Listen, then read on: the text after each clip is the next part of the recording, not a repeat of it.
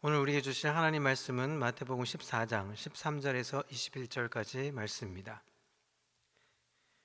예수께서 들으시고 배를 타고 떠나사 따로 빈들에 가시니 무리가 듣고 여러 고을로부터 걸어서 따라간지라. 예수께서 나오사 큰 무리를 보시고 불쌍히 여기사 그 중에 있는 병자를 고쳐 주시니라. 저녁이 되매 제자들이 나와 이르되 이곳은 빈들이요 때도 이미 저물었으니 무리를 보내어 마을에 들어가 먹을 것을 사 먹게 하소서. 예수께서 이르시되 갈 것 없다. 너희가 먹을 것을 주라. 제자들이 이르되 여기 우리에게 있는 것은 떡 5개와 물고기 2마리 뿐이니이다.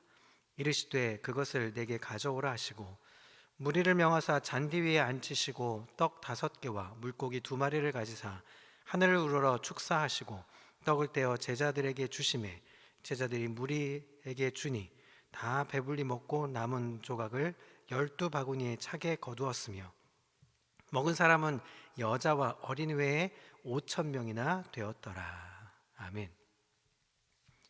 할렐루야. 오늘도 하나님의 은혜와 평강이 삶에 넘치시기를 그리스도의 이름으로 소망합니다. 오늘은 특별히 설 명절 날입니다. 가족들과 함께 우리 함께 보지 못했던 평소에 보지 못했던 우리 친지들과 함께 은혜의 시간, 행복한 시간, 명절 되시기를 소망합니다. 오늘 본문은 세례요한의 제자들이 스승의 죽음을 보고했으나 예수님께서 특별히 말씀이나 반응을 보이지 않고 배를 타고 빈들로 가신 장면이 등장합니다. 빈들로 가신 예수님께서 무리를 보시고 치유하시며 그들을 떡과 물고기로 먹이시는 바로 내용, 오병이어의 기적이라고 불려집니다.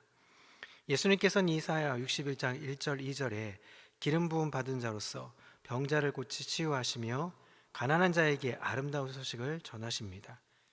예수님께서 자신의 희년의 약속을 성취하러 오신 분임을 보여주는 것입니다. 13절 14절은 빈들에 홀로 계신 예수님을 모습을 봅니다.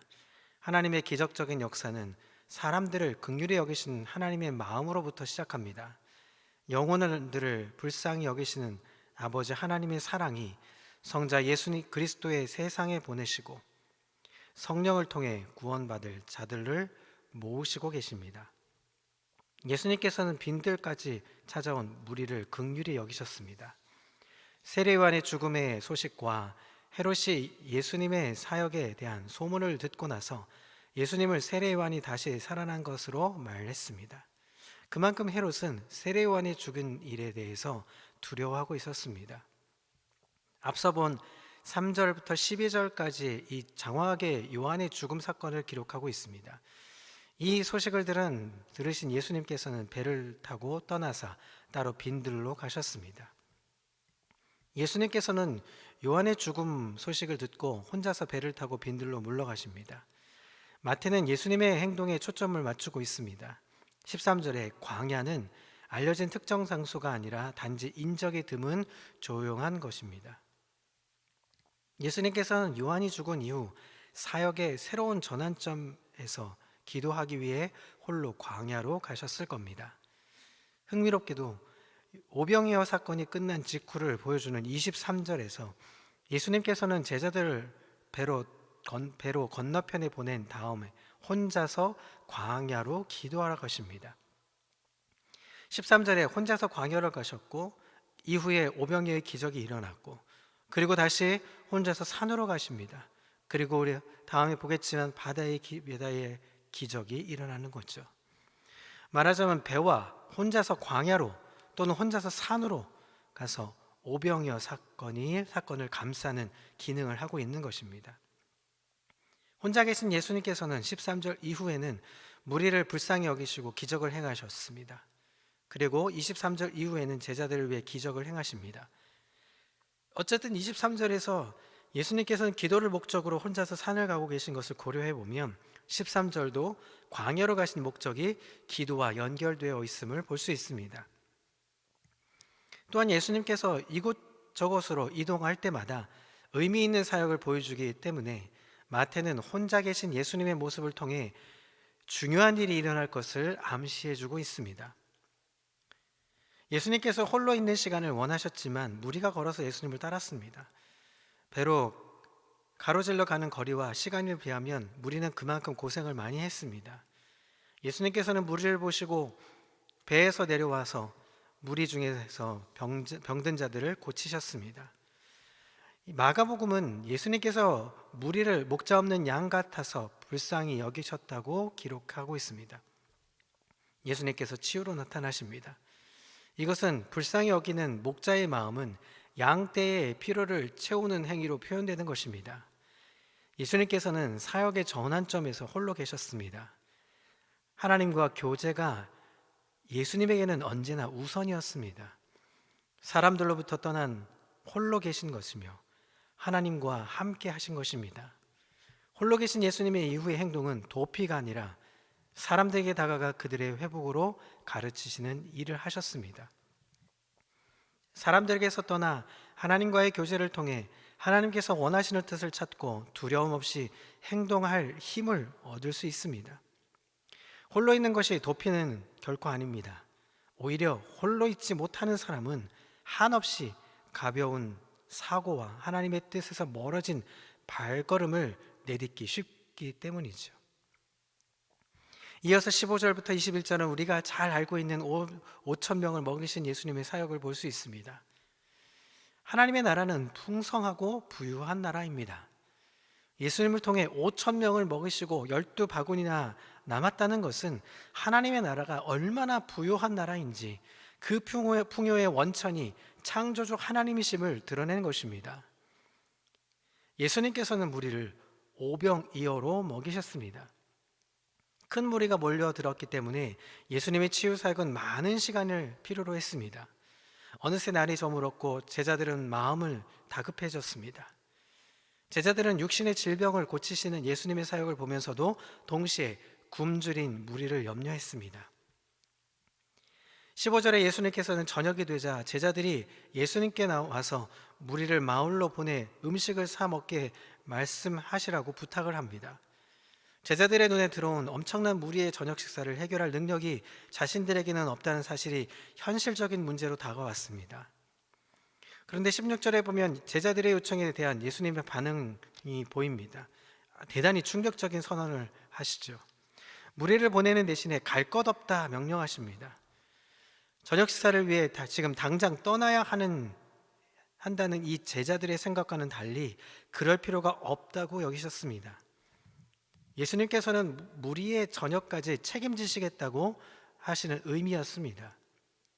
여기서 더 놀라운 선언은 그 뒤에 이어집니다. 예수님께서는 제자들에게 너희가 먹을 것을 주라고 명령하십니다. 치유의 사역으로 무리의 필요를 채우신 예수님께서는 이제는 무리의 또 다른 필요를 채워주시는 사역에 제자들을 초청하십니다. 예수님께서는 너희가 주라 라는 예수님의 이 말씀에 현실적으로 우리에게는 그럴 만한 것이 없습니다 라고 응답이 나옵니다. 지금 제자들에게 자기들에게는 빵 5개와 물고기 2마리만 있다고 대답합니다. 빵과 소금으로 절인 물고기는 갈릴리 바다 주변 주민들의 일종의 도시락이었습니다. 그들이 가진 오병이어는 큰 무리의 필요를 채워줄 답이나 능력이 되지 않았습니다. 오히려 무능력한 현실을 적나라하게 보여주는 확실한 증거였습니다. 18절 19절에 예수님의 축사와 기적이 일어나죠. 다시 예수님의 반응이 이어집니다. 예수님께서는 제자들에게 그 오병이어를 자신에게 가져오고 오라고 지시합니다. 기적은 예수님의 손에 통해 일어나므로 기적의 초점은 예수님의 정체입니다. 과연 누구이기에 오병이어로 5천 명을 먹입니까? 예수님께서는 무리를 명하여 잔디 위에 앉게 하셨습니다. 빵 5개와 물고기 2마리를 들고 하늘을 보며 축사하십니다. 하나님께서 하늘을 우러러보신 것, 얼굴을 드는 동작은 기도하시는 모습으로 표현하는 거죠. 축사하다, 이것은 하나님께 감사하다라는 의미로 표현합니다. 예수님의 감사는 유대인의 관습에서 아버지가 식사 기도할 때 하나님께 감사드린 모습을 떠올리게 합니다. 예수님께서는 빵을 떼서 제자들에게 주십니다. 제자들이 무리에게 줍니다. 5천 명을 배불리 먹이신 사건이 20절과 21절에 등장하죠. 예수님께서는 무리를 불쌍히 여기는 목자로서 무리를 잔디 위에 앉혀 먹이십니다. 빈들에 있는 모든 사람들이 배불리 먹고 남은 조각이 12바구니에 찼습니다. 여자와 어린이를 제외한 숫자가 5천 명이었음을 감지하면 그보다 수많은 사람들이 먹었을 겁니다. 헤롯의 사치스러운 이 잔치는 의인을 죽이는 결과를 낳았지만 잔디에서 소박한 만찬은 사람들을 만족시켰습니다. 예수님과 함께 식사하는 모습은 메시아와 함께 누릴 잔치를 미리 맛보는 장면입니다. 하나님께서 자기 백성을 풍성하게 먹이시는 것은 이스라엘이 소망한 것입니다. 이처럼 하나님의 나라는 하나님께서 베푸신 잔치를 누리는 나라로서 이사야 25장의 아름다운 그림을 떠올립니다. 만군의 여호와께서 이 산에서 만민을 위하여 기름진 것과 오래 저장하였던 포도주로 연회를 베푸시리니. 이 오병이어의 사건은 주의 만찬과 여러 가지 면에서 비슷합니다. 주의 만찬 외에는 몇 가지 의미를 전달을 합니다. 현재 빵과 생선을 먹는 무리는 당연히 주의 만찬을 알지 못할 것이므로 그들은 오병이어의 기적으로 출애굽의 광야를 떠올렸을 겁니다. 오병이어의 사건을 주의 만찬과 연결하면서도 현장에 있던 무리와 제자들로서는 애굽에서 해방된 백성이 광야에서 하나님께서 내려주시는 음식을 먹었던 장면을 떠올렸을 것으로 생각할 필요가 있습니다. 여러분, 엘리사가 12개의 빵으로 200명을 먹이신 이 사건도 있지만 모세를 통해서 광야에서 먹은 사건이 훨씬 더 큰 규모의 기적으로 출애굽기 16장에 등장합니다. 광야에서 오병이어의 기적을 경험한 장면과 유사한 것이죠. 특히 출애굽의 백성이 광야에서 중개자 이 모세를 통해서 빵, 실제적으로 만나죠. 배불리 먹은 장면은 본문의 기적과 아주 유사합니다. 유대 문헌에는 메시아의 시대가 만나가 다시 내려올 것이라는 기대감이 있었습니다. 만일 애굽의 광야에서 벌어졌던 기적이 갈릴리의 광야에서 일어난 사건의 모형이라면 우리는 지금 배고픔을 해결해주는 메시아의 시대에 참여하고 있는 것이 되는 것이죠. 이 오병이어의 사건은 여러 가지 입장에서 해석할 수 있습니다. 첫 번째는 오병이어 사건은 주의 만찬을 상징합니다. 교회는 주의 만찬을 기념하는 공동체입니다. 또한 이 행위를 통해서 종말론적 잔치를 땅에서 경험합니다. 많은 음식이 12바구니를 채우고 남은 것처럼 교회를 위한 주의 만찬은 부족함이 없습니다. 주의 만찬은 하나님의 나라에서 즐길 감격에 미리 참여하는 사건입니다. 두 번째로 예수님께서 가지고 오신 하나님의 나라는 예수님께서 마련하신 하늘의 잔치입니다. 배고픔은 인격을 가진 인간을 우울하게 만드는 핵심적인 요인입니다. 무엇보다 식민 통치와 포갑 정치로 궁핍을 피할 수 없었던 이 광야 백성에게 배고픔은 더욱 처절한 현실로 다가옵니다. 이사야서 61장 1절 2절에서 주의 종을 통해서 실현될 치유와 풍성함의 나라를 예고한 것처럼 이사야서 25장 6절에서 하나님께서 백성을 위해 연회를 마련해 주실 것을 기대한 것처럼 예수님께서는 넓은 광야를 만찬의 자리로 바꿔서 수많은 백성의 배고픔을 해결해 주십니다. 예수님의 나라는 바로 하나님의 나라, 하늘잔치와 같습니다. 세 번째로 본문은 예수님의 절대적인 권위를 강조합니다. 14장 3절에서 21절에 나타난 예수님의 능력을 영적으로만 제한하지 말고 예수님을 생활의 어려움, 즉 신앙적이지 않게 보이는 평상시의 이 필요에도 반응하시는 분으로 여러분 신뢰해야 하는 것입니다. 네 번째로 예수님의 불쌍히 여기심은 제자들을 통해 전달되므로 교회는 어려움에 처한 사람들의 실제적인 필요를 채우는 일에 긍휼의 마음으로 참여할 필요가 있습니다. 물론 물질적으로는 것으로 사람들을 도울 때 부작용이 생길 수 있지만 교회는 영적인 부분이 중요하다는 논리에 따라서 영과 육을 분리해서 경제적인 문제로만 간주해서 수고하는 사람들의 마음을 외면하는 일이 없도록 해야 하는 것입니다. 마지막으로 5천 명을 먹이신 이 사건의 초점은 예수님의 긍휼과 능력을 통한 기적입니다. 하나님의 기적은, 하늘나라의 기적은 사람들이 만드는 것이 아닙니다. 예수님께서 마련하시는 것이고 사람들은 이 나라의 감격에 참여하고 혜택을 누리는 것입니다. 하나님께서는 그 백성을 내버려 두시지 않으십니다. 제자들이 예수님을 따라 광야까지 온 무리들을 돌려보내자고 했지만 예수님께서는 오병이어로 많은 이들을 배불리 먹이셨습니다. 바로 하나님의 능력은 무한하시기 때문입니다.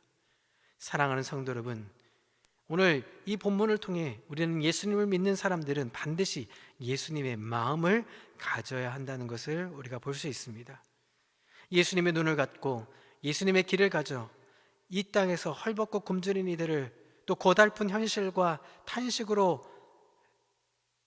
힘들어하고 있는 우리의 이웃들을 돌볼 줄 아는 하나님의 은혜의 삶으로 살 수 있기를 소망합니다. 오늘은 설 명절입니다. 풍요로운 잔치가 있고 함께 나누는 기쁨이 있는 교제의 시간이 있을 겁니다. 그 가운데 예수님의 마음을 가지고 가족들을 대하고, 예수님의 마음을 가지고 우리 친척들을 대하고, 예수님의 마음을 가지고 이 땅을 바라볼 줄 아는, 예수님의 마음을 갖는 놀라운 하나님의 사람, 우리 병강교회 성도들 다 되시기를 그리스도의 이름으로 소망합니다. 기도하겠습니다. 하나님 아버지, 감사합니다. 오병이어의 기적은 지금도 우리에게 일어나고 있습니다.